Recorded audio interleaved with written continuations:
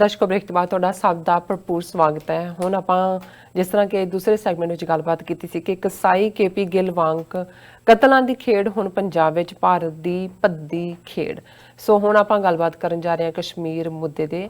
ਸੋ ਜਿਸ ਤਰ੍ਹਾਂ ਕਿ 127 ਦਿਨ ਹੋ ਚੁੱਕੇ ਨੇ ਕਸ਼ਮੀਰ ਨੂੰ ਬੰਦ ਹੋਇਆ, 80 ਲੱਖ ਕਸ਼ਮੀਰੀਆਂ ਨੂੰ ਖੁੱਲੀ ਜੇਲ੍ਹ ਵਿੱਚ ਡੱਕਿਆ ਹੋਇਆ ਹੈ। ਸੋ ਇਸ ਉੱਪਰ ਲਗਾਤਾਰਤਾ ਨਾਲ ਇਸ ਇਸ਼ੂ ਦੇ ਉੱਪਰ ਲਗਾਤਾਰਤਾ ਨਾਲ ਡਾਕਟਰ ਸਾਹਿਬ TV 84 ਇਸ ਦੇ ਉੱਪਰ ਆਵਾਜ਼ ਆਪਣੀ ਬੁਲੰਦ ਕਰ ਰਿਹਾ ਹੈ, ਆਪਣੇ ਵਿਚਾਰ ਤੁਹਾਡੇ ਸਾਰਿਆਂ ਨਾਲ ਐਵਰੀਡੇ ਡਿਸਕਸ ਕਰਦਾ ਹੈ। ਸੋ ਹੁਣ ਵੀ ਅੱਜ ਵੀ ਇਸੇ ਹੀ ਇਸ਼ੂ ਦੇ ਉੱਪਰ ਆਪਾਂ ਵਿਚਾਰ ਚਰਚਾ ਕਰਨ ਜਾ ਰਹੇ ਹਾਂ। ਸੋ ਅਸੀਂ ਚਾਹਾਂਗੇ ਕਿ ਤੁਸੀਂ ਸਾਡੇ ਨਾਲ ਇਸੇ ਤਰ੍ਹਾਂ ਹੀ ਜੁੜੇ ਰਹਿਣਾ। ਦੇਖਣ ਸੁਣ ਲਈ ਤੁਹਾਡਾ ਸਭ ਦਾ ਬਹੁਤ ਬਹੁਤ ਸ਼ੁਕਰੀਆ ਜੀ। ਡਾਕਟਰ ਸਾਹਿਬ ਕੀ ਕਹਿਣਾ ਚਾਹੋਗੇ? ਦੇਖੋ, ਕਸ਼ਮੀਰ ਉਹੀ ਪੀੜ ਜਿਹੜੀ ਨਸੂਰ ਵਾਂਗ ਵੱਧਦੀ ਜਾਂਦੀ ਹੈ, ਅਨਐਂਡਿੰਗ ਪੇਨ। 127ਵਾਂ ਦਿਨ ਬਿਲਕੁਲ ਭਾਰਤੀ ਸੁਪਰੀਮ ਕੋਰਟ ਦੇ 5 ਜੱਜਾਂ ਦੇ ਪੈਨਲ ਨੇ ਹੀਅਰਿੰਗ ਸ਼ੁਰੂ ਕੀਤੀ ਹੈ ਉਹਨਾਂ ਸਾਰੀਆਂ ਪੈਟੀਸ਼ਨਸ ਦੇ ਉੱਤੇ, ਜਿਸ ਦੇ ਵਿੱਚ ਆਰਟੀਕਲ 370 ਨੂੰ ਖਤਮ ਕਰਨਾ ਕਿਵੇਂ ਅਨਕਨਸਟੀਟਿਊਸ਼ਨਲ ਹੈ, ਗੈਰ ਆਇਨੀ ਹੈ, ਇਸ ਦੇ ਉੱਤੇ ਸੁਣਵਾਈ ਚੱਲ ਰਹੀ ਹੈ ਜੀ।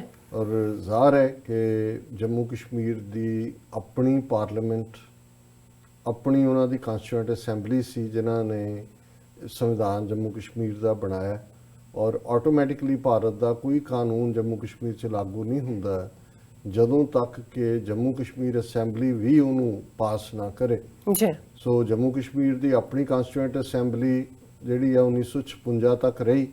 ਜਦੋਂ ਲੈਜਿਸਲੇਚਰ ਬਣ ਗਿਆ ਤੇ ਫਿਰ ਜਿਹੜਾ ਉਸ ਨੂੰ ਭੰਗ ਕਰ ਦਿੱਤਾ ਗਿਆ। ਜਦੋਂ ਜਿਵੇਂ ਭਾਰਤ ਦਾ ਕਨਸਟੀਟਿਊਸ਼ਨ ਜਦੋਂ 26 ਜਨਵਰੀ 1950 ਨੂੰ ਲਾਗੂ ਹੋਇਆ ਤੇ ਉਹਨਾਂ ਦੀ ਕਨਸਟੀਟਿਊਐਂਟ ਅਸੈਂਬਲੀ ਭੰਗ ਹੋ ਗਈ। ਸੋ ਜ਼ਾਹਰ ਹੈ ਕਿ ਕੋਈ ਵੀ ਫੈਸਲਾ ਦੇ ਲਈ ਜਿਹੜੀ ਜੰਮੂ ਕਸ਼ਮੀਰ ਲੈਜਿਸਲੇਚਰ ਹੈ ਉਹੀ ਸੁਪਰੀਮ ਹੈ। ਇਹਨਾਂ ਨੇ ਕਿਵੇਂ ਜੰਮੂ ਕਸ਼ਮੀਰ ਦੀ ਲੈਜਿਸਲੇਚਰ ਭੰਗ ਕੀਤੀ ਗਵਰਨਰ ਰਾਹੀਂ, ਕਿਵੇਂ ਉਹਨੂੰ 3 ਹਿੱਸਿਆਂ 'ਚ ਤੋੜ ਦਿੱਤਾ ਔਰ ਫਿਰ ਜਿਹੜਾ ਹੈ ਉਹ ਸਾਰਾ ਭੰਗ ਕਰਕੇ ਕਿਹਾ ਜੀ ਕਿ ਪਾਰਲੀਮੈਂਟ ਆਲ ਪਾਵਰਫੁਲ ਹੈ, ਗਵਰਨਰ ਰਾਹੀਂ ਕਰਵਾਇਆ। ਹੁਣ ਜਿਹੜਾ ਸੁਪਰੀਮ ਕੋਰਟ ਦੇ ਸਾਹਮਣੇ ਪਹਿਲਾਂ ਤਾਂ ਕਨਸਟੀਟਿਊਸ਼ਨੈਲਿਟੀ ਹੈ ਕਿ ਵੀ ਜਿਹੜੀ ਕਨਸਟੀਟਿਊਐਂਟ ਅਸੈਂਬਲੀ ਨੇ ਪਾਵਰਸ ਦਿੱਤੀਆਂ ਜਦੋਂ ਭੰਗ ਹੋ ਗਈ, ਜ਼ਾਹਰ ਹੈ ਜੰਮੂ ਕਸ਼ਮੀਰ ਅਸੈਂਬਲੀ ਕੋਲ ਸੀ। ਹਾਂ, ਅਸੈਂਬਲੀ ਕੋਈ ਰੈਜ਼ੋਲੂਸ਼ਨ ਕਰੇ ਫਿਰ ਉੱਪਰ ਭੇਜੇ, ਫਿਰ ਉਸ ਬਾਰੇ ਦੇਖਿਆ ਜਾ ਸਕਦਾ ਹੈ। ਸੋ ਹੁਣ ਮੈਨੂੰ ਨਹੀਂ ਲੱਗਦਾ ਕਿ ਵੀ ਇਹਦੇ ਚੋਂ ਕੋਈ ਬਹੁਤਾ ਕੁਝ ਕੱਢਣ ਪਾਉਣ ਨੂੰ ਹੋਏਗਾ। ਹਾਂ, ਇੱਕੋ ਜਿਵੇਂ ਮੈਂ ਅੱਗੇ ਕਿਹਾ ਸੀ ਕਿ ਜੇ ਮੋਦੀ ਅਮਿਤ ਸ਼ਾਹ ਨੂੰ ਲੱਗੇ ਕਿ ਵੀ ਇਹ ਬਾਹਰ ਸਿਚੁਏਸ਼ਨ ਆਊਟ ਆਫ ਕੰਟਰੋਲ ਹੋ ਰਹੀ ਹੈ, ਕਸ਼ਮੀਰ 'ਚ ਵੀ ਕੰਟਰੋਲ ਨਹੀਂ ਹੋ ਰਹੀ, ਤੇ ਸੁਪਰੀਮ ਕੋਰਟ ਦੇ ਫੈਸਲੇ ਦੇ ਪਿੱਛੇ ਛੁਪਣਾ ਚਾਹਣ, ਸੁਪਰੀਮ ਕੋਰਟ ਕਹਿ ਦੇ ਜੀ ਇਹ ਅਨਕਨਸਟੀਟਿਊਸ਼ਨਲ ਹੈ, ਜਿਹੜਾ ਆਰਟੀਕਲ 370 ਨੂੰ ਐਬਰੋਗੇਟ ਕਰਨਾ ਹੈ, ਖਤਮ ਕਰਨਾ ਹੈ, ਤੇ ਉਹ ਇਹ ਕਹਿਣ ਕਿ ਜੀ ਠੀਕ ਹੈ ਜੀ ਅਸੀਂ ਇਹਨੂੰ ਮੰਨਦੇ, ਪਰ ਮੈਨੂੰ ਇਹ ਲੱਗਦਾ ਨਹੀਂ ਹੈ। ਸੋ ਕੁੱਲ ਮਿਲਾ ਕੇ ਜੰਮੂ ਕਸ਼ਮੀਰ ਦੀ ਸਿਚੁਏਸ਼ਨ ਉਸੇ ਕਿਸਮ ਦੀ ਬਣੀ ਹੋਈ ਹੈ। ਪਰ ਇਸ ਟੌਪਿਕ ਜਿੱਥੇ ਅਸੀਂ ਇਹਨਾਂ ਦੇ ਕੈਬ ਦੇ ਹਵਾਲੇ ਨਾਲ ਗੱਲ ਕੀਤੀ ਕਿ ਜਿਹੜੀ ਇਹਨਾਂ ਨੇ ਸਿਟੀਜ਼ਨ ਅਮੈਂਡਮੈਂਟ ਬਿੱਲ ਬਣਾਇਆ, ਹੁਣ ਇੱਕ ਨੁਕਤਾ ਜਿਹੜਾ ਬੇਸ਼ੱਕ ਕੱਲ ਸਾਡਾ ਪਹਿਲਾ ਸੈਗਮੈਂਟ ਕਾਫੀ ਅਸੀਂ ਡਿਟੇਲ 'ਚ ਇਹਦੇ ਤੇ ਡਿਸਕਸ ਕੀਤਾ ਸੀ, ਪਰ ਇੱਕ ਨੁਕਤਾ ਜਿਹਦੇ ਤੇ ਮੈਂ ਚਾਹੁੰਦਾ ਕਿ ਮੈਂ ਗੱਲਬਾਤ ਵੇਰਵੇ ਨਾਲ ਕਰਾਂ। ਇੱਕ ਤਾਂ ਇਹਦੇ 'ਚ ਇਹ ਸਾਹਮਣੇ ਆ ਗਿਆ ਜਦੋਂ ਕਿ ਸਿਰਫ ਮੁਸਲਮਾਨਾਂ ਨੂੰ ਐਕਸਕਲੂਡ ਕੀਤਾ ਗਿਆ ਔਰ ਬਾਕੀ 6 ਮਾਈਨੋਰਿਟੀਜ਼ ਨੂੰ ਜਿਹੜਾ ਹੈ ਉਹ ਮੰਨ ਲਿਆ ਗਿਆ ਔਰ ਸਿਰਫ 3 ਦੇਸ਼ਾਂ 'ਚ ਮੰਨਿਆ ਗਿਆ, ਪਾਕਿਸਤਾਨ, ਅਫਗਾਨਿਸਤਾਨ ਔਰ ਬੰਗਲਾਦੇਸ਼। ਸੋ ਇਸ ਨੇ 2 ਨੇਸ਼ਨ ਥਿਊਰੀ ਜਿਹੜੀ ਇਹਨਾਂ ਨੇ ਖੁਦ ਹੀ ਜਿਹੜੀ ਹੈ ਪਹਿਲਾਂ ਥਰੋ ਕੀਤੀ ਸੀ, ਉਹ ਹੈਡਗਵੇਅਰ ਹੋਏ, ਗੋਲਵਲਕਰ ਹੋਏ, ਸਾਵਰਕਰ ਹੋਏ, ਔਰ ਪਾਕਿਸਤਾਨ ਦਾ ਕਨਸੈਪਟ ਤਾਂ 23 ਮਾਰਚ 1940 ਤੋਂ ਬਾਅਦ ਆਇਆ। ਸੋ ਉਹਨਾਂ ਨੇ ਸਾਬਤ ਕਰ ਦਿੱਤਾ ਹੈ ਕਿ ਵੀ ਜਿਹੜਾ ਸੈਕੂਲਰਿਜ਼ਮ ਦਾ ਲਬਾਦਾ ਪਾਇਆ ਹੋਇਆ ਸੀ ਕਾਂਗਰਸ ਨੇ ਵੀ, ਉਹ ਤਾਰ-ਤਾਰ ਹੋ ਗਿਆ ਔਰ ਹਿੰਦੂ ਰਾਸ਼ਟਰ ਦੇ ਤੌਰ ਦੇ ਉੱਤੇ ਭਾਰਤ ਨੇ ਆਪਣੇ ਆਪ ਨੂੰ ਡਿਕਲੇਅਰ ਕਰ ਦਿੱਤਾ। ਦੂਸਰੀ ਗੱਲ ਜਿਹੜੀ ਕਾਫੀ ਅਹਿਮੀਅਤ ਵਾਲੀ ਹੈ ਕਿ ਵੀ ਜੇ ਸਿਰਫ ਮਾਈਨੋਰਿਟੀ ਦੀ ਪਰਸੀਕਿਊਸ਼ਨ 'ਚੋਂ ਇਹ ਗੱਲ ਕੱਢਣੀ ਸੀ ਜੀ, ਕਿਉਂਕਿ ਉੱਥੇ ਇਹ ਮਾਈਨੋਰਿਟੀਜ਼ ਪਰਸੀਕਿਊਟ ਹੋ ਰਹੀ ਹੈ, ਫਿਰ ਸ੍ਰੀਲੰਕਾ ਦੇ ਤਮਿਲ ਹਿੰਦੂਆਂ ਨੂੰ ਕਿਉਂ ਨਹੀਂ ਸ਼ਾਮਲ ਕੀਤਾ ਗਿਆ? ਜ਼ਾਹਰ ਹੈ ਵੀ ਉਹਨਾਂ ਤੋਂ ਵੱਧ ਕੇ ਉਹਨਾਂ ਦਾ ਜੈਨੋਸਾਈਡ ਹੋਇਆ, ਜਿਹੜਾ ਆਪ ਜਿਹੜਾ ਉਹਨੇ ਮੰਨਿਆ UN ਦੇ ਵਿੱਚ ਵੀ ਆਨਸਰੇਬਲ ਨੇ ਉਹ। ਫਿਰ ਇਹ ਭੂਟਾਨ ਦੇ ਨੇਪਾਲੀ ਹਿੰਦੂਆਂ ਤੇ ਕਿਉਂ ਨਹੀਂ ਲਾਗੂ ਕੀਤਾ ਗਿਆ? ਜੇ ਤੁਸੀਂ ਅਮਰੀਕਾ 'ਚ ਦੇਖੋ ਕਿ ਪਿਛਲੇ ਸਾਲਾਂ 'ਚ ਕਿਹਨੇ ਅਸਾਈਲਮ ਲਈ ਹੈ ਤੇ ਲਗਭਗ 4000 ਨੰਬਰ ਹੈ ਹਿੰਦੂ ਔਰ ਮੈਂ ਦੇਖਿਆ ਕਿ ਵੀ ਭੂਟਾਨ ਚੋਂ ਉਹ ਦੇਖਿਆ ਵੀ ਭੂਟਾਨੀ ਜਿਹੜੇ ਭੂਟਾਨ ਦੇ ਵਿੱਚ ਨੇਪਾਲ ਓਰੀਜਨ ਦੇ ਜਿਹੜੇ ਹਿੰਦੂ ਨੇ ਉਹਨਾਂ ਨੇ ਅਸਾਈਲਮ ਲਈ ਕਿ ਜੀ ਸਾਡੇ ਨਾਲ ਧੱਕਾ ਹੋ ਰਿਹਾ, ਹੋ ਵੀ ਰਿਹਾ UN ਦਾ ਉੱਥੇ, ਕਿਉਂਕਿ ਭੂਟਾਨੀਆਂ ਨੂੰ ਇਹ ਹੈ ਕਿ ਸਾਡੀ ਨਸਲ ਭੂਟਾਨੀਆਂ ਦੀ ਹੈ, ਨੇਪਾਲੀ ਆ ਕੇ ਇੱਥੇ ਉਹਨੂੰ ਡੋਮੀਨੇਟ ਕਰ ਰਹੇ ਨੇ ਜੀ। ਹੁਣ ਜ਼ਾਹਰ ਹੈ ਕਿ ਜੇ ਇਹਨਾਂ ਨੂੰ ਹਿੰਦੂਆਂ ਦਾ ਹੀ ਫਿਕਰ ਸੀ ਫਿਰ ਭੂਟਾਨ ਵੀ ਸ਼ਾਮਲ ਕਰ ਲੈਂਦੇ, ਹਿੰਦੂਆਂ ਦਾ ਫਿਕਰ ਸੀ ਸ੍ਰੀਲੰਕਾ ਦੇ ਤਮਿਲਾਂ ਨੂੰ ਵੀ ਕਰ ਲੈਂਦੇ, ਪਰ ਕਿਉਂਕਿ ਤਮਿਲ ਸੂਟ ਨਹੀਂ ਕਰਦੇ ਉਹ ਤਾਂ ਆ ਕੇ ਅੱਗ ਲਾਣਗੇ ਇੱਧਰ ਵੀ। ਤਮਿਲਨਾਡੂ ਦੇ ਵਿੱਚ ਵੀ ਆਜ਼ਾਦ ਤਮਿਲ ਲੈਂਡ ਦਾ ਕਨਸੈਪਟ ਆਏਗਾ ਜੀ। ਪਰ ਬੰਗਲਾਦੇਸ਼ ਦੇ ਹਵਾਲੇ ਨਾਲ ਇਹ ਗੱਲ ਮੈਂ ਜ਼ਰੂਰ ਕਰਨੀ ਚਾਹੁੰਦਾ ਹਾਂ ਕਿ ਜਿਹੜੀ ਅੱਜ ਦੀ ਬੰਗਲਾਦੇਸ਼ ਦੀ ਸਰਕਾਰ ਹੈ ਸ਼ੇਖ ਹਸੀਨਾ ਦੇ ਥੱਲੇ, ਪਹਿਲਾਂ ਇਹਦਾ ਪਿਓ ਸ਼ੇਖ ਮੁਜੀਬੁਰ ਰਹਿਮਾਨ ਬਿਲਕੁਲ ਉਹ ਇੰਡੀਅਨ ਗੇਮ ਪਲੇ ਕਰਦੇ ਰਹੇ ਨੇ, ਇਹ ਵੀ ਅੱਜ ਕਰ ਰਹੇ ਨੇ ਜੀ। ਹੁਣ ਪਾਕਿਸਤਾਨ ਚੋਂ ਜਾਂ ਅਫਗਾਨਿਸਤਾਨ ਚੋਂ ਤਾਂ ਕੋਈ ਮੁਸਲਮਾਨ ਆ ਕੇ ਇੰਡੀਆ 'ਚ ਨਹੀਂ ਰਹਿ ਰਹੇ। ਬਿਲਕੁਲ। ਜੇ ਇਸ ਸਾਰੇ ਚੋਂ ਬਲੌਕ ਕਰਨ ਦੀ ਲਾਈਨ ਹੈ ਤੇ ਉਹ ਬੰਗਾਲੀ ਮੁਸਲਮਾਨਾਂ ਦੀ ਹੈ, ਕਿਉਂਕਿ ਉਹਨਾਂ ਨੇ ਅਸਾਮ ਦਾ ਮੁੱਦਾ ਹੋਏ, ਵੈਸਟ ਬੰਗਾਲ 'ਚ ਹੋਣ ਜਾਂ ਬਾਕੀ ਥਾਵਾਂ ਤੇ ਜਿਹੜਾ ਇਨਫਲਕਸ ਹੈ ਉੱਥੋਂ ਹੀ ਹੈ। ਜਿਹੜਾ ਇੰਡੀਆ ਬੰਗਲਾ, ਔਰ ਇਹ ਗੱਲ ਅਮਿਤ ਸ਼ਾਹ ਨੇ ਪਾਰਲੀਮੈਂਟ ਦੇ ਵਿੱਚ ਕਹੀ ਕਿ ਜੀ ਬੰਗਲਾਦੇਸ਼ ਦੇ ਵਿੱਚ ਹਿੰਦੂਆਂ ਦਾ ਪ੍ਰਤਾੜਨ ਕੀਤਾ ਜਾ ਰਿਹਾ ਹੈ, ਇਸ ਲਈ ਅਸੀਂ ਜਿਹੜਾ ਉਹਨਾਂ ਦੇ ਲਈ ਦਰਵਾਜ਼ੇ ਖੋਲ੍ਹੇ ਨੇ। ਵੱਖਰੀ ਗੱਲ ਹੈ ਕਿ ਇਹ ਵੀ ਇਹਨਾਂ ਦਾ ਟੁੱਟ ਗਿਆ ਜਿਹੜਾ ਇਹਨਾਂ ਦਾ ਫਰਾਡ ਪ੍ਰਚਾਰ ਸੀ ਕਿ ਜੀ ਕਸ਼ਮੀਰ ਤੋਂ ਕੰਨਿਆ ਕੁਮਾਰੀ ਤੱਕ ਇੱਕ ਭਾਰਤ ਹੈ। ਹੁਣ ਸਾਰਾ ਨਾਰਥ ਈਸਟ ਸੜ ਰਿਹਾ ਇਸ ਵੇਲੇ, ਅਸਾਮ ਦੇ ਵਿੱਚ, ਤ੍ਰਿਪੁਰਾ ਦੇ ਵਿੱਚ, ਅਰੁਣਾਚਲ 'ਚ ਫੌਜ ਆ ਗਈ ਹੈ ਜੀ। ਕਰਫਿਊ ਲੱਗੇ ਹੋਏ ਨੇ, ਅੱਗਾਂ ਲੱਗੀਆਂ ਹੋਈਆਂ ਨੇ। ਹੁਣ ਉਹ ਮੁਸਲਮਾਨਾਂ ਦੇ ਹੱਕ 'ਚ ਨਹੀਂ ਖਲੋਤੇ ਹੈ ਜੀ ਕਿ ਮੁਸਲਮਾਨ ਕਿਉਂ ਐਕਸਕਲੂਡ ਕੀਤੇ। ਉਹ ਹੈ ਵੀ ਹਿੰਦੂ ਬੰਗਾਲੀ ਜਿਹੜਾ ਇੱਥੇ ਆਏਗਾ ਉਹ ਸਾਡੀ ਜਿਹੜੀ ਆਲਰੇਡੀ ਸਾਡੀ ਆਪਣੀ ਆਬਾਦੀ ਆ ਉਹਨੂੰ ਡੋਮੀਨੇਟ ਕਰੇਗਾ, ਸਾਡੀ ਪਛਾਣ ਜਾ ਰਹੀ ਹੈ। ਸੋ ਇਹ ਕਹਿਣਾ ਕਿ ਜੀ ਹਿੰਦੂਤਵਾਦ ਆਈ ਸਾਰੇ ਨੇ, ਸਾਰੇ ਹਿੰਦੂ ਨੇ, ਅਸਾਮ ਦੇ ਵਿੱਚ ਜਿਹੜੇ ਐਜੀਟੇਸ਼ਨ ਕਰ ਰਹੇ ਨੇ ਮੁਸਲਮਾਨ ਨਹੀਂ ਕਰ ਰਹੇ, ਤ੍ਰਿਪੁਰਾ ਦੇ ਵਿੱਚ, ਅਰੁਣਾਚਲ ਪ੍ਰਦੇਸ਼ ਦੇ ਵਿੱਚ ਉਹ ਨਹੀਂ ਕਰ ਰਹੇ, ਅਸਾਮੀ ਹਿੰਦੂ ਕਰ ਰਹੇ ਨੇ ਕਿ ਸਾਨੂੰ ਇਹ ਨਹੀਂ ਚਾਹੀਦੇ ਬੰਗਾਲੀ ਹਿੰਦੂ ਇੱਥੇ। ਹੁਣ ਇੱਕ ਪਾਸੇ ਤਾਂ ਇਸ ਹੱਦ ਤੱਕ ਨਫ਼ਰਤ ਹੈ ਕਿ ਅਮਿਤ ਸ਼ਾਹ ਇਹ ਕਹਿ ਰਿਹਾ ਜੀ ਬੰਗਲਾਦੇਸ਼ ਜਿਹੜਾ ਉਹ ਆਲਰੇਡੀ ਇਸਲਾਮੀ ਕੰਟਰੀ ਹੈ, ਉੱਥੋਂ ਤਾਂ ਲੋੜ ਹੀ ਨਹੀਂ ਹੈ ਮੁਸਲਮਾਨ, ਫਿਰ ਕਹਿ ਰਿਹਾ ਜੀ ਹਿੰਦੂਆਂ ਦੇ ਨਾਲ ਮਾੜਾ ਸਲੂਕ ਹੋ ਰਿਹਾ। ਤੇ ਬੰਗਲਾਦੇਸ਼ ਦੀ ਜਿਹੜੀ ਐਡਮਿਨਿਸਟ੍ਰੇਸ਼ਨ ਹੈ ਉਹ ਕਿਉਂ ਸਮਝਦੀ ਹੈ ਕਿ ਇੰਡੀਆ ਦੇ ਨਾਲ ਉਹਦੇ ਸਬੰਧ ਹੋਣੇ ਜਿਹੜੇ ਨੇ ਉਹ ਉਹਨਾਂ ਨੂੰ ਮਹਿਫੂਜ਼ ਕਰਦਾ, ਉਹ ਤਾਂ ਤੁਹਾਨੂੰ ਭੰਨ ਰਹੇ ਨੇ। ਔਰ ਜਿਹੜੀ ਈਵਨ ਸਟੇਟਮੈਂਟ ਵੀ ਇਸ ਮੁੱਦੇ ਦੇ ਉੱਤੇ ਇਹਨਾਂ ਦੀ ਹੋਮ ਮਿਨਿਸਟਰ ਹੈ ਉਹਨਾਂ ਦਾ ਬੰਗਲਾਦੇਸ਼ ਦਾ ਫੋਰਨ ਮਿਨਿਸਟਰ ਅਬਦੁਲ ਮੋਮਿਨ, ਤੁਸੀਂ ਦੇਖੋ ਜਿਹੜੇ ਲੋਕ ਵਿਕੇ ਹੁੰਦੇ ਨੇ ਜਾਂ ਬੇਗੈਰਤ ਹੁੰਦੇ ਨੇ ਉਹ ਇਹ ਕਹਿ ਰਹੇ ਕਿ ਜੀ ਅਸੀਂ ਅਮਿਤ ਸ਼ਾਹ ਦੇ ਉਸ ਬਿਆਨ ਨੂੰ ਖਾਰਿਜ ਕਰਦੇ ਹਾਂ ਜਿਹਦੇ 'ਚ ਉਹਨਾਂ ਨੇ ਕਿਹਾ ਹੈ ਕਿ ਜੀ ਬੰਗਲਾਦੇਸ਼ 'ਚ ਹਿੰਦੂਆਂ ਦਾ ਜਿਹੜਾ ਉਹ ਹਿੰਦੂਆਂ ਦੇ ਨਾਲ ਜ਼ਿਆਦਤੀ ਹੋ ਰਹੀ ਹੈ। ਔਰ ਉਹਨਾਂ ਨੇ ਕਿਹਾ ਕਿ ਜੀ ਵੀ ਅਸੀਂ ਇਹ ਬਿਆਨ ਪੜ੍ਹਿਆ ਪਰ ਭਾਰਤ ਨਾਲ ਇਸ ਮਸਲੇ ਨੂੰ ਚੁੱਕਣ ਤੋਂ ਪਹਿਲਾਂ ਅਸੀਂ ਇਸ ਬਿਆਨ ਨੂੰ ਜਰਾ ਠੀਕ ਤਰ੍ਹਾਂ ਪੜ੍ਹਾਂਗੇ, ਫਿਰ ਅਸੀਂ ਦੇਖਾਂਗੇ ਕਿ ਇਹ ਹੁੰਦਾ ਵਿਕਿਆ ਹੋਇਆ ਦਾ ਕਿ ਵੀ ਉਹਨਾਂ ਨੂੰ ਠੀਕ ਤਰ੍ਹਾਂ ਕੋਈ ਐਨਕਾਂ ਮੋਟੀਆਂ ਲਾ ਕੇ ਪੜ੍ਹਨਾ, ਉਹਦਾ ਸ਼ੀਸ਼ਾ ਮੋਟਾ ਕਰਨਾ। ਸੋ ਉਹਨੇ ਕੋਈ ਕਸਰ ਨਹੀਂ ਛੱਡੀ ਕਿ ਵੀ ਹੁਣ ਸਾਰਾ ਮੁੱਦਾ ਹੀ ਉਹ ਬੰਗਲਾਦੇਸ਼ ਤੇ ਹਿੰਦੂਆਂ ਨੂੰ ਲੈ ਕੇ ਨਾਰਥ ਈਸਟ ਸੜ ਰਿਹਾ, ਫੌਜ ਲਾ ਕੇ ਉੱਥੇ ਮਾਰ ਰਹੇ ਨੇ ਲੋਕਾਂ ਨੂੰ, ਔਰ ਬੰਗਾਲ ਦੇ ਮੁਸਲਮਾਨਾਂ ਨੂੰ ਰੋਕਣ ਦੇ ਲਈ ਇਹ ਸਾਰਾ ਡਰਾਮਾ। ਕਿਉਂਕਿ ਪਾਕਿਸਤਾਨ ਅਫਗਾਨਿਸਤਾਨ ਜਦੋਂ ਕੋਈ ਮੁਸਲਮਾਨ ਆ ਕੇ ਇੰਡੀਆ 'ਚ ਨਹੀਂ ਰਹਿ ਰਹੇ, ਉਹ ਲੈ ਦੇ ਕੇ ਜਿਨ੍ਹਾਂ ਦੇ ਮੁਲਕ ਨਾਲ ਜੁੜੀ ਹੋਈ ਗੱਲ ਹੈ ਉਹ ਜਿਹੜੇ ਨੇ ਉਹ ਬਿਲਕੁਲ ਵਿਕੇ ਹੋਏ ਲੋਕ ਨੇ। ਸੋ ਅਸੀਂ ਸਮਝਦੇ ਹਾਂ ਕਿ ਵੀ ਇਹ ਆਪਣੇ ਆਪ ਸ਼ੋਅ ਕਰਦਾ ਹੈ ਕਿ ਬੇਗੈਰਤੀ ਔਰ ਵਿਕਿਆ ਹੋਣਾ ਕੀ ਹੁੰਦਾ ਹੈ ਔਰ ਇਸ ਮੁੱਦੇ ਦੇ ਉੱਤੇ ਭਾਰਤ ਕਿਸ ਡਾਇਰੈਕਸ਼ਨ 'ਚ ਜਾ ਰਿਹਾ ਹੈ। ਸਾਡੇ ਬੜੇ ਹੀ ਪਿਆਰੇ ਵਿਊਅਰ ਉਸਮਾਨ ਤਾਲਬ ਜੀ ਜਿਨ੍ਹਾਂ ਨੇ ਕਾਫੀ ਦਿਨਾਂ ਬਾਅਦ ਲਿਖਿਆ, ਉਹਨਾਂ ਦੀ ਇੱਕ ਲਿਖਤ ਹੈ ਕਿ India entering into clash of religions, ਕਿ ਭਾਰਤ ਹੁਣ ਉਸ ਮਰਹਲੇ ਚੋਂ ਗੁਜ਼ਰ ਕੇ ਅੱਗੇ ਆ ਗਿਆ, ਦਾਖਲ ਹੋ ਗਿਆ ਜਿੱਥੇ ਮਜ਼ਹਬਾਂ ਦਾ ਟਕਰਾਅ ਹੈ। ਔਰ ਉਹਦੇ 'ਚ ਉਹਨਾਂ ਨੇ ਕਿਹਾ ਸਲਾਮ ਤੇ ਸਤਿ ਸ਼੍ਰੀ ਅਕਾਲ doctor Sahib and Neelam Kaur sister, ਔਰ ਫਿਰ ਉਹਨਾਂ ਨੇ ਕਿਹਾ hope you are in good health. ਬਹੁਤ ਸ਼ੁਕਰੀਆ ਉਸਮਾਨ ਤਾਲਬ ਜੀ, ਅਸੀਂ ਉਮੀਦ ਕਰਦੇ ਹਾਂ ਕਿ ਤੁਸੀਂ ਵੀ ਸਿਹਤਯਾਬ ਹੋਵੋਗੇ। NRC and CAB bill will create a huge crack in Indian society. This bill is just against one religion, that is Islam. Muslims have ruled this region for many centuries. After them only English rulers were able to keep this region united. Otherwise, there were only small territories with their own civilizations living in harmony. In 1947, it was not two civilizations separated, but two religions. ਬਿਲਕੁਲ ਉਹਨਾਂ ਨੇ ਠੀਕ ਕਿਹਾ ਹੈ ਕਿ ਇਹ ਤਾਂ ਹੈ ਹੀ ਨਹੀਂ ਸੀ ਕਦੇ ਮੁਲਕ। ਪਹਿਲਾਂ ਇਸਲਾਮਿਕ ਰੂਲਰਸ ਦੇ ਥੱਲੇ ਜਿੰਨਾ ਉਹ ਕੰਕਰ ਕਰਦੇ ਗਏ, ਦਿੱਲੀ ਤੋਂ ਸਾਊਥ ਤੱਕ, ਦੱਕਨ ਜਿਹਨੂੰ ਕਹਿੰਦੇ ਸੀ, ਉਹ ਉਹਨਾਂ ਨੇ ਉਹੀ ਅੰਗਰੇਜ਼ਾਂ ਨੇ ਲੈ ਲਈ। ਜਾਂ ਪੰਜਾਬ ਦੇ ਵਿੱਚ ਸਿੱਖ ਰਾਜ ਜਿਹੜਾ ਉਹ 1849 ਚ ਅੰਗਰੇਜ਼ਾਂ ਦੇ ਪੇਟੇ ਪਿਆ, ਜਦੋਂ ਕਿ ਰੈਸਟ ਆਫ ਇੰਡੀਆ ਆਲਰੇਡੀ 100 ਸਾਲ ਪਹਿਲਾਂ ਬ੍ਰਿਟਿਸ਼ ਦੇ ਕੋਲ ਸੀ। ਔਰ 47 ਦੇ ਵਿੱਚ ਵੀ ਜਿਹੜੀ ਡਿਵੀਜ਼ਨ ਹੈ ਦੋ ਮਜ਼ਹਬਾਂ ਦੀ ਹੋਈ ਹੈ, ਸਿਵਲਾਈਜੇਸ਼ਨਸ ਦੀ ਨਹੀਂ ਹੋਈ, ਕਿਉਂਕਿ ਤਹਿਜ਼ੀਬ ਇੱਕ ਵੱਖਰੀ ਚੀਜ਼ ਹੈ। ਫਿਰ ਉਹਨਾਂ ਨੇ ਸਿੱਖ ਲੀਡਰਸ਼ਿਪ ਦੀ ਗੱਲ ਕੀਤੀ ਕਿ ਸਿੱਖ leadership couldn't understand it in 1947, still after being called a cult of Hindus by Supreme Court, how strongly Sikhs protested against that. ਦੇਖੋ ਉਸਮਾਨ ਤਾਲਿਬ ਜੀ, ਅਸੀਂ ਤਾਂ ਹੁਣ ਇਹ ਸੁਪਰੀਮ ਕੋਰਟ ਕੀ ਕਹਿੰਦਾ ਜਾਂ ਦੂਜਾ ਦੀ ਚਰਚਾ ਜ਼ਰੂਰ ਕਰਦੇ ਹਾਂ, ਪਰ ਜਿਹੜੀਆਂ ਸਾਡੀਆਂ ਧਿਰਾਂ ਨੇ ਆਜ਼ਾਦੀ ਵਾਲੀਆਂ, ਉਹ ਤਾਂ ਇਹ ਮੰਨ ਕੇ ਹੀ ਉਹਨਾਂ ਨੇ ਕਨਕਲੂਡ ਕਰ ਲਿਆ ਹੋਇਆ ਵੀ ਖਾਲਿਸਤਾਨ ਤੋਂ ਬਿਨਾਂ ਕੋਈ ਹੱਲ ਨਹੀਂ ਹੈ। ਸੋ ਉੱਥੇ ਵੀ ਕਿਉਂਕਿ ਅਕਾਲੀਆਂ ਦਾ ਜਾਂ ਦੂਜਿਆਂ ਦਾ ਜਿਹੜੀਆਂ ਧਿਰਾਂ ਜਾਂ ਅਮਰਿੰਦਰ, ਇਹ ਤਾਂ ਰੈਂਟਾਂ ਸੇ ਖੜੇ ਕੀਤੇ ਹੋਏ ਨੇ, ਇਹਨਾਂ ਤੋਂ ਇਹ ਐਕਸਪੈਕਟ ਕਰਨਾ ਕਿ ਜੇ ਸੁਪਰੀਮ ਕੋਰਟ ਨੂੰ ਅੱਗ ਲਾ ਦੇਣਗੇ ਇਸ ਲਈ ਕਿ ਜੀ ਉਹਨਾਂ ਨੇ ਕਲਟ ਕਹਿ ਦਿੱਤਾ, ਇਹ ਨਹੀਂ ਹੈ। ਪ੍ਰੋਟੈਸਟ ਉਨਾ ਕੀ ਹੋਣਾ, ਉਹਨਾਂ ਨੇ ਕਰਨਾ ਜਿੰਨਾ ਕੁ ਉਹਨਾਂ ਨੇ ਸਿੱਖਾਂ 'ਚ ਆਪਣਾ ਮੂੰਹ ਰਖਾਉਣ ਦੇ ਲਈ ਰੱਖਣਾ। ਸੋ ਉਹਨਾਂ ਤੋਂ ਕੋਈ ਐਕਸਪੈਕਟ ਕਰਨ ਦੀ ਲੋੜ ਨਹੀਂ ਹੈ।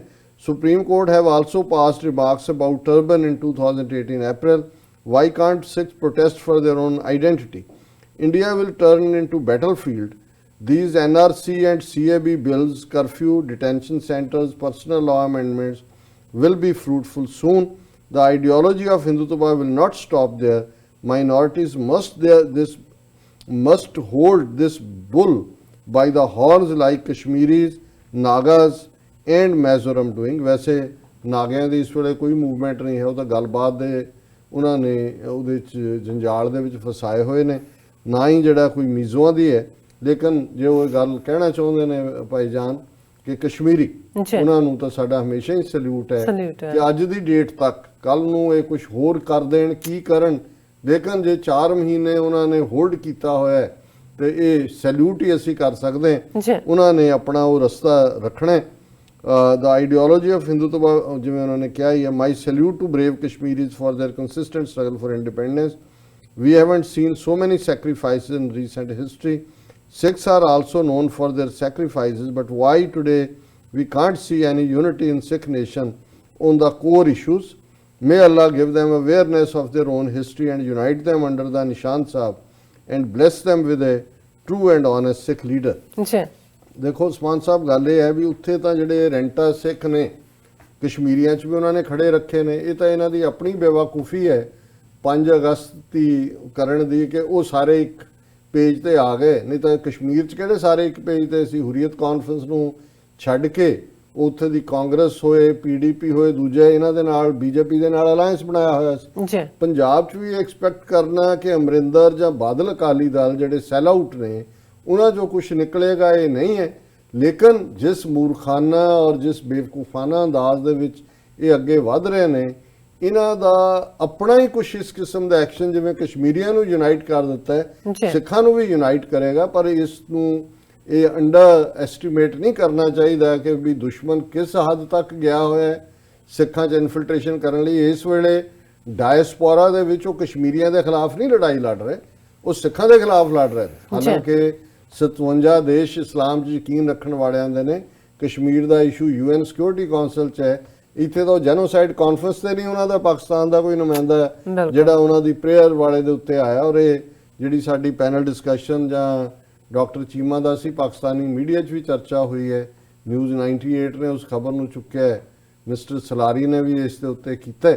ਅਸੀਂ ਸਮਝਦੇ ਹਾਂ ਵੀ ਕੋਈ ਅਕਾਊਂਟੇਬਲ ਠਹਿਰਾਏਗਾ, ਪਰ ਉਸਮਾਨ ਤਾਲਿਬ ਸਾਡੇ ਵੈਲ ਵਿਸ਼ਰ ਨੇ ਕਾਜ਼ ਦੇ, ਔਰ ਉਹਨਾਂ ਨੇ ਬਿਲਕੁਲ ਠੀਕ ਹੈ ਕਿ ਅਲਟੀਮੇਟਲੀ ਨਿਸ਼ਾਨ ਸਾਹਿਬ ਦੇ ਥੱਲੇ, ਇੱਕ ਦੇ ਥੱਲੇ ਇਕੱਠੇ ਹੋਣਾ ਕੌਮ ਦੀ ਜਿਹੜੀ ਆਜ਼ਾਦੀ ਉਸ ਦਾ ਰਾਹ ਪੱਧਰਾ ਕਰੇ। ਜੀ ਡਾਕਟਰ ਸਾਹਿਬ, ਬਹੁਤ ਬਹੁਤ ਸ਼ੁਕਰੀਆ। ਬਟ ਟਾਈਮ ਤੇ ਘੱਟ ਹੈ, ਮੈਂ ਦੇਖ ਰਹੀ ਹਾਂ ਕਿੰਨੇ ਕੁ ਆਪਾਂ ਸ਼ੇਅਰ ਕਰ ਸਕਦੇ ਹਾਂ ਮੈਸੇਜ। ਰਿੰਕੂ ਵਰਿੰਦਰ ਸਿੰਘ ਜੀ ਸਾਨੂੰ ਫਤਿਹ ਬੁਲਾਉਂਦੇ ਨੇ, ਔਰ ਸੁਖਜੀਤ ਸਿੰਘ ਜੀ ਕਹਿੰਦੇ ਨੇ this is the power of referendum Congress 'ਚ ਉਹਨਾਂ ਨੇ ਲਿਖਿਆ ਬੋਗਨਵਿਲਾ। ਸੋ ਕੁਲਦੀਪ ਸਿੰਘ ਜੀ ਫਤਿਹ ਬੁਲਾਉਂਦੇ ਨੇ। ਇੱਕ ਨੂਰ ਇੱਕ ਲਿਖਦੇ ਨੇ TV 84 ਗੁਰ ਚੈਨਲ ਇੰਡੀਆ ਦੇ ਸਾਰੇ ਚੈਨਲ ਨੋ ਮੈਟਰ ਪਵਾੜਾ ਹੈ। ਸੋ ਕਰਮਜੀਤ ਗੁਰਾਇਆਂ ਜੀ ਸਾਨੂੰ ਸਤਿ ਸ਼੍ਰੀ ਅਕਾਲ ਬੁਲਾਉਂਦੇ ਨੇ ਔਰ ਆਸਿਮ ਦੁੱਗਲ ਜੀ ਸਾਨੂੰ ਲਿਖਦੇ ਨੇ doctor Sahib and sister Neelam from Saudi Arabia ਉਹਨਾਂ ਲਿਖਿਆ ਮੱਕਾ। ਸੋ ਭੁਪਿੰਦਰ ਸਿੰਘ ਜੀ ਸਾਨੂੰ ਲਿਖਦੇ ਨੇ ਗੱਲਬਾਤ ਡਾਕਟਰ ਸਾਹਿਬ ਬਰਾਬਰ ਦੇ ਨਾਲ ਹੁੰਦੀ ਹੈ, ਜਿਨ੍ਹਾਂ ਦਾ ਕਿਰਦਾਰ ਹੀ ਘਟੀਆ ਹੋਵੇ ਸਿੱਖ ਉਹਨਾਂ ਨਾਲ ਗੱਲਬਾਤ ਕਿਸ ਤਰ੍ਹਾਂ ਕਰਨ। ਸਰਜੀਤ ਸਿੰਘ ਬੈਂਸਲ ਸਤਿ ਸ਼੍ਰੀ ਅਕਾਲ ਬੁਲਾਉਂਦੇ ਨੇ, ਦਲਜੀਤ ਸਿੰਘ ਜੀ ਫਤਿਹ ਬੁਲਾਉਂਦੇ ਨੇ, ਜਗਤਾਰ ਸਿੰਘ ਜੀ ਸਿੱਖੀਜ਼ਮ ਜ਼ਿੰਦਾਬਾਦ, ਦਿਲਾਵਰ ਸਿੰਘ ਰਾਜ ਕਰੇਗਾ, ਖਾਲਸਾ ਬਾਦ ਸਿੰਘ ਜੀ ਫਤਿਹ ਬੁਲਾਉਂਦੇ ਨੇ ਐਂਡ ਦਿਲਾਵਰ ਸਿੰਘ ਆਜ਼ਾਦੀ ਹੀ ਹੱਲ, ਬਲਜਿੰਦਰ ਸਿੰਘ ਸਤਿ ਸ਼੍ਰੀ ਅਕਾਲ team TV 84 and Dilawar Singh ji ਫਤਿਹ ਬੁਲਾਉਂਦੇ ਨੇ, ਖਾਲਸਾ ਜ਼ਿੰਦਾਬਾਦ ਕਹਿੰਦੇ ਨੇ ਐਂਡ ਸਰਦਾਰ ਮੋਸ਼ਨ ਲਿਖਦੇ ਨੇ Khalistan and Hyderabad Kashmir going to be free very soon with the new bill. Modi is a bad but gift for freedom lovers. And ਨਿਗਾਰਾਏ ਪੰਥ ਖਾਲਸਾ ਜੀ ਦੀ ਆਈਡੀ ਤੋਂ ਸਾਨੂੰ ਮੈਸੇਜ ਕਹਿੰਦੇ ਨੇ ਫਤਿਹ ਬੁਲਾਉਂਦੇ ਨੇ ਔਰ ਕਹਿੰਦੇ ਨੇ ਕਿ ਤੁਹਾਨੂੰ ਦਾਸ ਨੇ ਇੱਕ ਲਿੰਕ ਭੇਜਿਆ ਹੈ, ਉਹ ਜ਼ਰੂਰ ਦੇਖ ਲੈਣਾ। ਭੁਪਿੰਦਰ ਸਿੰਘ ਜੀ ਕਹਿੰਦੇ ਨੇ ਕਿ ਖਾਲਸਾ ਕੌਮ ਦਾ ਨਿਸ਼ਾਨਾ ਹੈ, ਜੜੇ ਡਿੱਗ ਪਏ ਉਹਨਾਂ ਦਾ ਕੌਮ ਨੂੰ ਕੋਈ ਝੋਰਾ ਨਹੀਂ। ਸੋ ਦਿਲਾਵਰ ਸਿੰਘ ਲਿਖਦੇ ਨੇ ਕਿ ਜਿੱਤੇਗੀ ਜ਼ਰੂਰ ਅਕਾਲ ਪੁਰਖ ਕੀ ਫੌਜ ਔਰ ਫਿਰ ਉਹਨਾਂ ਲਿਖਿਆ ਹੈ ਪੰਥ ਕੀ ਜੀਤ। ਐਂਡ ਬਲਜਿੰਦਰ ਸਿੰਘ ਲਿਖਦੇ ਨੇ India free occupied Punjab Kashmir and Nagaland. ਜੀ ਡਾਕਟਰ ਸਾਹਿਬ ਹਰਜੀਤ ਸਿੰਘ ਸਾਨੂੰ ਫਤਿਹ ਬੁਲਾਉਂਦੇ ਨੇ। ਹਾਂ, ਮੇਰਾ ਖਿਆਲ ਹੈ ਵੀ ਅੱਜ ਅਸੀਂ ਚੌਥਾ ਸੈਗਮੈਂਟ ਐਲੀਮੀਨੇਟ ਕਰ ਰਹੇ ਹਾਂ ਜੀ ਔਰ ਇਸ ਦੇ ਵਿੱਚ ਹੀ ਅਸੀਂ ਜਿਹੜਾ ਰੂਹਾਨੀਅਤ ਦੀ ਗੱਲ ਕਰਦੇ ਹਾਂ ਗੁਰਬਾਣੀ ਦੇ ਆਧਾਰ ਦੇ ਉੱਤੇ। ਬਿਲਕੁਲ ਪੰਜਵੇਂ ਪਾਤਸ਼ਾਹ ਦਾ ਸ਼ਬਦ ਹੈ ਆਸਾ ਰਾਗ ਆਸਾ ਮਹੱਲਾ ਪੰਜਵਾਂ, ਅੰਮ੍ਰਿਤ ਨਾਮ ਤੁਮਾਰਾ ਠਾਕੁਰ ਇਹੋ ਮਹਾਰਸ ਜਨੈ ਪੀਓ, ਜਨਮ ਜਨਮ ਚੂਕੇ ਭੈ ਭਾਰੇ, ਦੁਰਤ ਬਿਨਾਸਿਓ ਭਰਮ ਬੀਓ, ਦਰਸ਼ਨ ਪੇਖਤ ਮੈਂ ਜਿਉ, ਸੁਨ ਕਰ ਬਚਨ ਤੁਮਾਰੇ ਸਤਗੁਰ, ਮਨ ਤਨ ਮੇਰਾ ਠਾਰ ਦਿਓ ਰਹਾਓ। ਜੀ ਜਿਵੇਂ ਰਹਾਓ ਦੀ ਤੁਕ ਸ਼ਬਦ ਦਾ ਸੈਂਟਰਲ ਨੁਕਤਾ ਹੁੰਦਾ ਹੈ, ਕੇਂਦਰੀ ਨੁਕਤਾ ਹੁੰਦਾ ਹੈ ਕਿ ਦਰਸ਼ਨ ਪੇਖਤ ਮੈਂ ਜਿਉ, ਕਿ ਮੈਂ ਹੇ ਵਾਹਿਗੁਰੂ ਤੁਹਾਡੇ ਨਾਲ ਜੁੜ ਕੇ ਤੁਹਾਡੇ ਦੀਦਾਰ ਕਰਕੇ ਹੀ ਮੇਰਾ ਦਿਲ ਧੜਕਦਾ ਹੈ, ਮੇਰੀ ਜ਼ਿੰਦਗੀ ਮੇਰਾ ਆਪਾ ਇਸ ਦੇ ਨਾਲ ਹੀ ਜਿਉਂਦਾ। ਆਖਾਂ ਜੀਵਾਂ ਵਿਸਰੇ ਮਰ, ਜੇ ਤੂੰ ਭੁੱਲ ਜਾਏ ਤੇ ਮਾਨੋ ਮੇਰੀ ਮੌਤ ਹੈ। ਸੁਣ ਕਰ ਬਚਨ ਤੁਮਾਰੇ ਸਤਗੁਰ, ਮਨ ਤਨ ਮੇਰਾ ਠਾਰ ਦਿਓ। ਮੈਂ ਜਦੋਂ ਤੁਹਾਡੀ ਬਾਣੀ ਤੁਹਾਡੇ ਬਚਨ ਤੁਹਾਡੇ ਨਾਲ ਬੰਦਗੀ 'ਚ ਗੁਫ਼ਤਗੂ ਕਰਦਾ ਤੇ ਇਵੇਂ ਹੁੰਦਾ ਹੈ ਕਿ ਮੇਰਾ ਮਨ ਵੀ ਤੇ ਤਨ ਵੀ ਠੰਡਾ ਠਾਰ ਹੋ ਜਾਂਦਾ ਹੈ, ਮੇਰੇ ਅੰਦਰ ਇੱਕ ਟਿਕਾ ਹੁੰਦਾ ਹੈ। ਔਰ ਸ਼ੁਰੂਆਤ ਸੀ ਅੰਮ੍ਰਿਤ ਨਾਮ ਤੁਮਾਰਾ ਠਾਕੁਰ ਇਹੋ ਮਹਾਰਸ ਜਨੈ ਪੀਓ। ਹੇ ਵਾਹਿਗੁਰੂ ਤੁਹਾਡਾ ਨਾਂ ਅੰਮ੍ਰਿਤ ਹੈ ਜਿਸ ਨੂੰ ਪੀ ਕੇ ਮੌਤ ਨਹੀਂ ਆਉਂਦੀ। ਇਹ ਮੌਤ ਜ਼ਮੀਰ ਜਿਹਨੂੰ ਸੰਤ ਪਿੰਡਾਂ ਵਾਲਿਆਂ ਨੇ ਫਰਮਾਇਆ ਸੀ ਕਿ ਸਰੀਰਕ ਮੌਤ ਨੂੰ ਮੈਂ ਮੌਤ ਨਹੀਂ ਮੰਨਦਾ, ਜ਼ਮੀਰ ਦਾ ਮਰ ਜਾਣਾ ਹੀ ਮੌਤ ਹੈ। ਜ਼ਾਹਰ ਹੈ ਗੁਰਬਾਣੀ ਦੇ ਆਧਾਰ ਦੇ ਉੱਤੇ ਅਸੀਂ ਉਹਨਾਂ ਨੂੰ ਮਰੇ ਕਹਿੰਦੇ ਹਾਂ ਜਿਨ੍ਹਾਂ ਦੇ ਅੰਦਰੋਂ ਰੱਬ ਦੀ ਯਾਦ ਦੀ ਸੱਦ ਨਹੀਂ ਨਿਕਲਦੀ, ਜਿਹੜੇ ਜਿਸ ਨੂੰ ਅਸੀਂ ਸੁਖਮਣੀ ਸਾਹਿਬ 'ਚ ਪੜ੍ਹਦੇ ਹਾਂ ਕਿ ਉਹ ਜੈਸੇ ਸਾਸ ਬਿਨਾ ਮ੍ਰਿਤਕ ਕੀ ਲੋਥਾ, ਕਿ ਵੀ ਨਾਮ ਤੋਂ ਬਿਨਾ ਵਜੂਦ ਇਵੇਂ ਹੀ ਹੈ ਜਿਵੇਂ ਮੁਰਦੇ ਦੀ ਜਿਹੜੀ ਲਾਸ਼ ਹੁੰਦੀ ਹੈ, ਉਹ ਬੰਦਾ ਤਾਂ ਉੱਥੇ ਹੀ ਪਿਆ ਹੁੰਦਾ ਪਰ ਉਹਦੇ ਸਾਹ ਨਹੀਂ ਹੁੰਦਾ। ਇਸੇ ਤਰ੍ਹਾਂ ਜੇ ਤੁਹਾਡੇ ਅੰਦਰ ਰੂਹਾਨੀਅਤ ਦੀ ਕਣੀ ਨਹੀਂ ਹੈ, ਤੁਸੀਂ ਉਸ ਪਰਮ ਵਾਹਿਗੁਰੂ ਦੇ ਨਾਲ ਅੱਲਾਹ ਤਾਲਾ ਦੇ ਨਾਲ ਰੱਬ ਦੇ ਨਾਲ ਨਹੀਂ ਜੁੜੇ ਹੋਏ ਤੇ ਮਾਨੋ ਇਵੇਂ ਹੀ ਹੈ ਕਿ ਅਸੀਂ ਚਲਦੀਆਂ ਫਿਰਦੀਆਂ ਲਾਸ਼ਾਂ।